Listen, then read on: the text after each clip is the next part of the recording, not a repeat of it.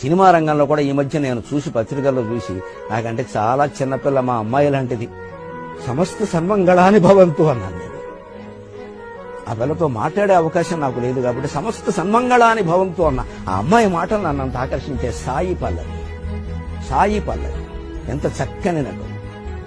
మెల్లగా వచ్చింది, cream biscuit వేసింది.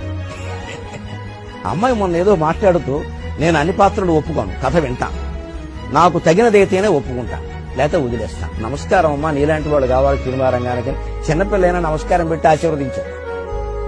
ఇంకో గొప్ప మాట ఆశ్చర్యకరంగా, నేను ఎప్పుడు కొలస దుస్తులు పొట్టు దుస్తులు వేసుకుని వెయ్యను, నాకు అవి సౌకర్యంగా ఉండవు. ఎందుకు చెప్పిందంటే ఆ మాట, నా తల్లిదండ్రులు నా సినిమా చూసి గర్వించాలి, అంతేకాదు ఇంకా ఆశ్చర్యకరమైన మాట చెప్పింది ఆ తల్లి. అంత ప్రేమ వచ్చింది నాకు ఆ అమ్మాయి అంటే. నా తల్లి అంటున్నాను, బంగారు తల్లి.